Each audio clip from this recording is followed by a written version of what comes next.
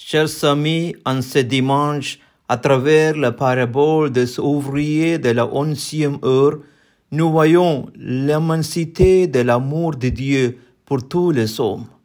Autrement dit, il s'agit de découvrir la vraie justice de Dieu, qui n'est pas celle de la balance selon la conception des hommes, mais plutôt celle de l'amour de Dieu qui manifeste ainsi l'expérience de sa justice généreuse et de sa miséricordieuse sans borne. À travers cette parabole, Matthieu nous encourage à embrasser la logique de la justice de Dieu si véritablement nous nous réclamons de lui. En ce dimanche, chers amis, en nous racontant l'histoire de ces propriétaires qui donnent à tous ses serviteurs le même salaire, indépendamment du temps mis au travail de quelle que soit leur ancienneté ou leur nombre d'heures de travail, nous découvrons la logique de Dieu qui se décline comme Père souverain et surtout amour. L'amour et la justice de Dieu apparaissent dans cette parabole par le fait que l'humanité tout entière peut être considérée comme le champ de Dieu et celui-ci s'engage à s'occuper de ces champs, en sortant 5 fois pour chercher les ouvriers afin de travailler à sa vigne, en embauchant jusqu'au soir des ouvriers sans travail, en leur donnant à tous plein salaire. Le maître de la vigne fait ainsi preuve d'une bonté qui va bien au-delà de la justice à la manière des hommes. Pour mieux comprendre cette parabole, les ouvriers de la première heure sont ceux qui sont restés fidèles à la loi et au commandement, ceux qui ont peiné à accomplir leur devoir depuis leur tendre enfance. Il s'agit en premier lieu des Juifs bénéficiaires naturels de l'Alliance. Les ouvriers de la dernière heure, quant à eux, considérés comme les derniers, souvent taxés de pécheurs, sont les publicains, les païens. Ainsi, la bonne nouvelle de ce jour est que Dieu introduit également dans son royaume les tard venus, les pécheurs et les païens. Cette parabole a donc pour objet de signifier que Dieu ne fait pas de différence entre les hommes, qu'ils soient premiers ou derniers. En effet, pour Dieu, tous les hommes sont égaux. De ce fait, Dieu donne la même rétribution aux grands et aux petits, aux riches et aux pauvres, aux premiers comme aux derniers.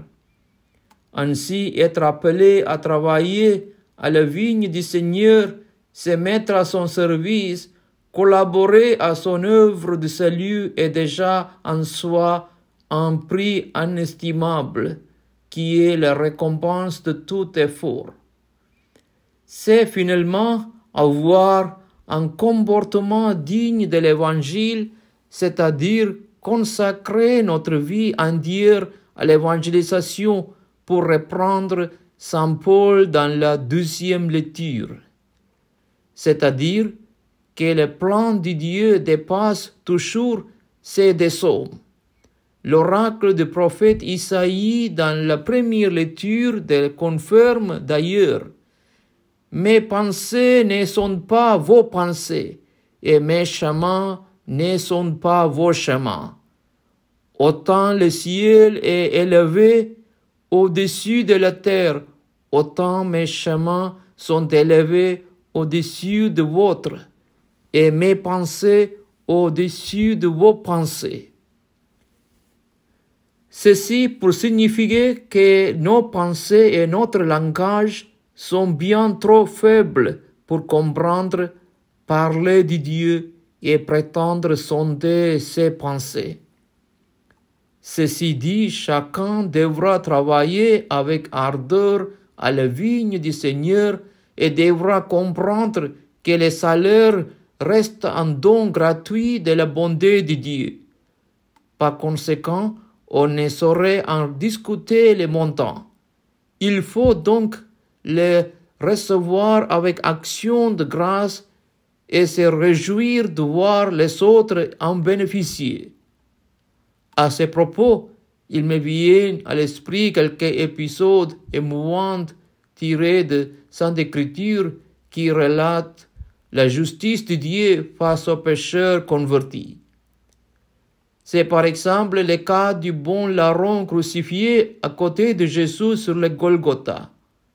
Considéré comme ouvrier de la dernière heure, il prie Jésus au dernier instant de sa vie. Jésus, souviens-toi de moi quand tu viendras dans ton royaume. Et Jésus répond instantanément à cette prière en lui offrant sa miséricorde. Amen. Je te le dis aujourd'hui, avec moi, tu seras dans le paradis. C'est-à-dire donc qu'avec Dieu, il n'est jamais trop tard pour se convertir. C'est également le cas des pharisiens qui récriminaient contre Jésus trop accueillant envers les gens de mauvaise vie et à l'instar de Matthieu, le publicain et collecteur d'impôts, ou Marie-Madeleine, femme aux mœurs légères. On peut également évoquer le cas du fils aîné qui fut fulminé contre le père parce que ce dernier a accueilli les bras ouverts son fils prodigue. À travers cet extrait de l'Évangile, c'est Dieu lui-même qui nous apprend aujourd'hui que sa logique est différente de celle des hommes. Apprenons donc à ne pas constater Dieu, mais plutôt à entrer dans son projet qui nous enseigne que la miséricorde du Seigneur est de toujours à nous d'y avoir recours sans crainte, sans appréhension. Cependant, malgré la bonté de Dieu, hâtons-nous, pressons le pas pour ne pas être comptés parmi les ouvriers de la 11e heure. Gloire au Père, et au Fils, et au Saint-Esprit, comme il était au commencement, maintenant et toujours, pour les siècles des siècles. Amen.